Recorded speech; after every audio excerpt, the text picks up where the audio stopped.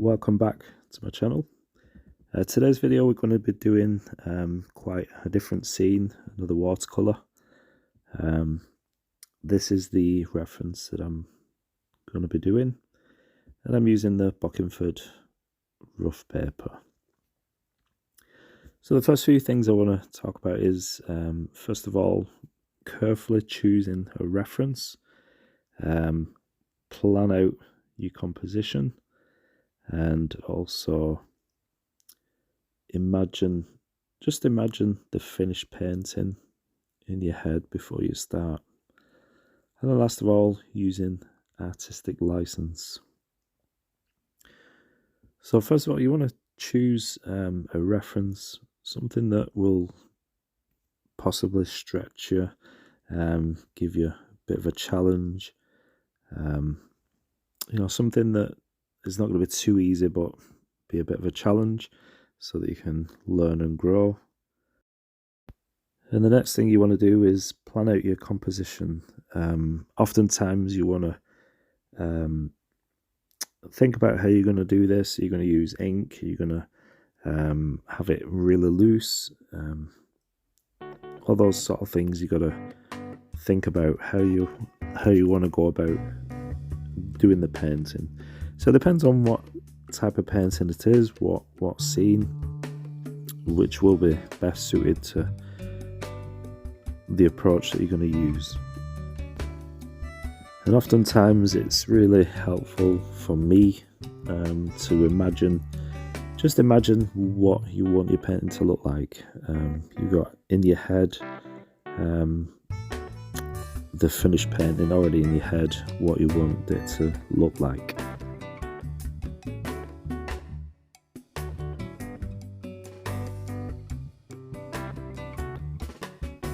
And then, like always, in all the paintings that I do, I don't often stick to the reference exactly. If there's something on the reference that I'm not keen on, something I want to move around, then it's good to change things around and use your artistic license. Just go with the flow, and if you want to remove something, then do something. If you want to add something, then do that also. You may notice I've done quite a lot of details with this pencil, the pencil sketch. I don't usually go too much in detail, but I wanted to do something, plan it a bit more, be a bit more careful, and again, and I'm using my new Schmincke Horadam paints, but I'll talk about them a bit more later on. So it's a new set of paints, and so I'm using my it's Bockingford rough, which is quite nice, gives you that nice texture on the paper, some nice effects you can get by that.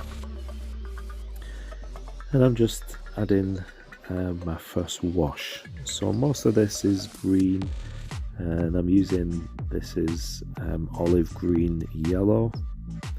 So this is a really nice colour. I'm really impressed with this colour. And just going in and not being careful, just covering the white, getting rid of the white of the paper first, and then I'll go over and probably add 2 or 3 more layers to this painting. Now, one of the things I do like about the reference is there's quite a lot of cast shadow.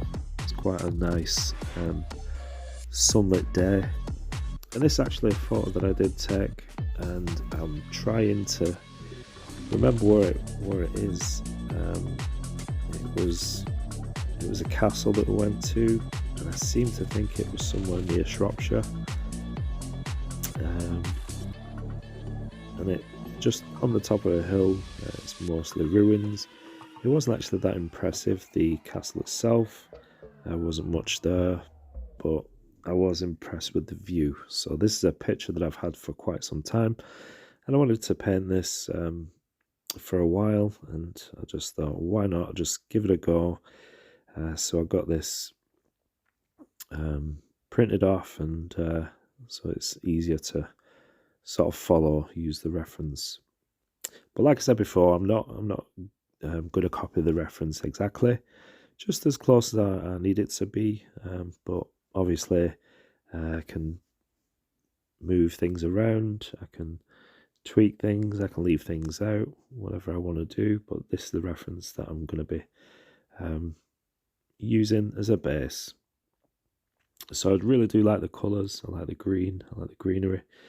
And the thing that I really do like is the angle. Not often you see a painting from above looking down, so it's a unique sort of angle to paint from. So I really like that. So this is the Schmincke Horadam. I did get the 12 pan half pan set from Jackson's, and then I recently purchased another seven half pans. So I really like this watercolor set. I really like the way the colours re-wet. It's really easy to get this pigment. And I did actually buy a few more like this. The one that you saw me using then is olive green yellow. I really like this colour. That's probably my favourite from this set so far. But I do like the yellow ochre as well. So a lot of this painting I've mixed yellow ochre and this olive green. And it's given me this nice sort of summer soft grass tone. So I really do like that. And I really am impressed with the Schmincke Horadam set. So it's something I will be buying tubes for, and then replacing the paints that I've used in the pans. So that's the sort of thing that I do normally if I want to try a new brand. Then I'll often buy the set in pans and then replace them with tubes. It's just more affordable to do it that way. And when you get the sets, then it gives you more of a choice to sort of try different colours. So it's ideal for that. So I'm just adding my second tone. So I'm adding some darker, richer mix. And for this, there's less water, more pigment. It gives it that more richer, darker colour, more saturated. And then I'll just start adding more depth and more darker colours.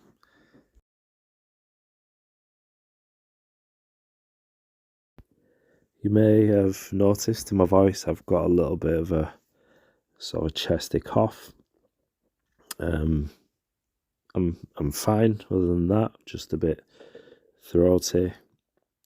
We did have some snow over the weekend. I finished in the gym, and when I came out, we've had plenty of rain, and I stopped. I waited till the rain had stopped and then went to the gym, and then when I came out it was just covered in snow. It was snowing, so I got absolutely soaked.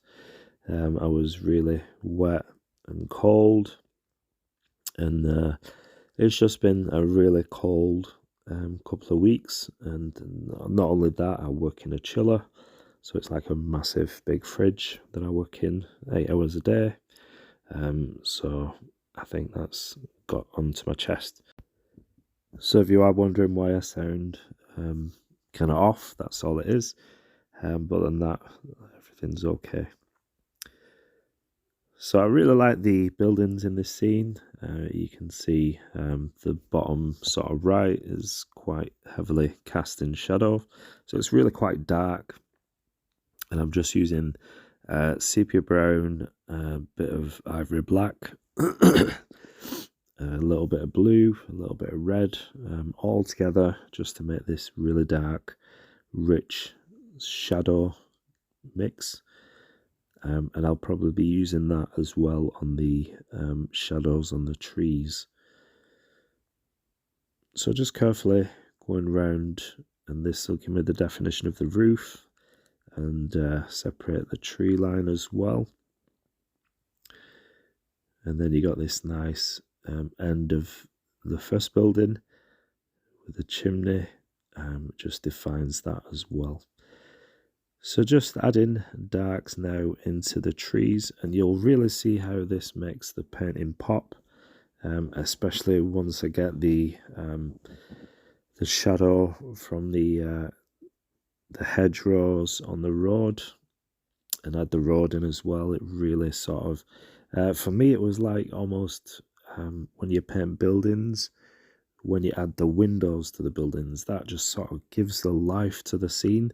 For me, that was what it was like when I added the road and the shadows on the hedgerows. So let me know what you think in the comments section. Let me know what you think of this painting. Let me know if you know where this place is. Sort of a ruined castle somewhere near Shropshire, I believe. I think it was a heritage site. It's not a national trust. It was another one that we joined. So yeah, drop me a comment if you know where it is, or any thoughts, any suggestions, and please do drop me a comment. And also please give me a like. It really does help my channel to grow. Let me know what paints you use, what you like to use, what colours do you use if you use Schmincke Horadam paints. What are your favourite colours?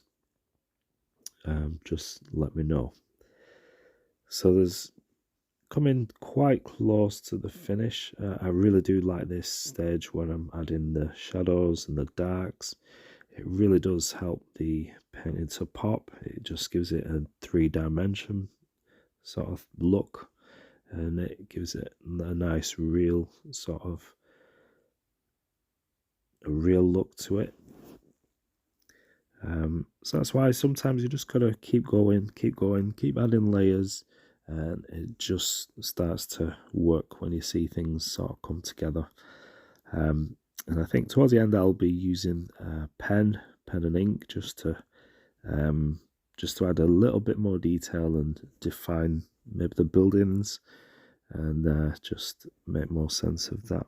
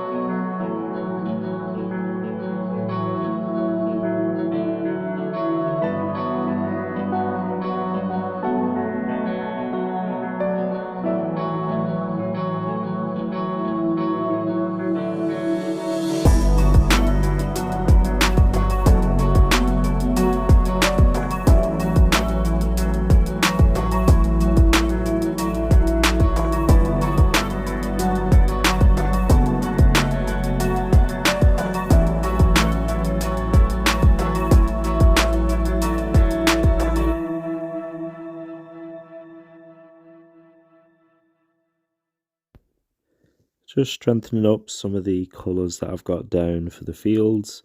I felt they needed a bit more saturation, a bit more colour, especially the two sort of colours in the top, the sort of yellowy, like hair sort of looks a bit like hair, so I thought I'd go in and strengthen those, and then just go over some of the greens that I've already got just to make them stand out a bit more. Now, as I'm adding the road, it really does sort of lift this painting, and like I said before, it's like painting buildings and then adding the windows. It just gives it that real sort of just makes it complete. So you can see now with the road, it really just makes the painting make sense. It really gives it a realistic sort of look. So I really like this scene. It's the painting is quite simple but quite effective. It's quite realistic. So like I said in the beginning, choose your reference. Be careful choosing a reference. Choose something that's maybe slightly different, something out of your comfort zone, and then plan out your composition. So are you going to use ink? Are you going to be really loose? Are you going to splatter the paint and be messy, or are you going to paint using a tighter, sort of more accurate style? And then just go for it. Use your artistic license. Imagine the painting in your head. I always have this thought of how it's going to turn out, or how I want it to turn out. And it's really nice when it does turn out that way, but oftentimes along the way, it's nothing like what you imagine. And that's where happy accidents come in, and things happen that you didn't expect, and you're surprised, and it works.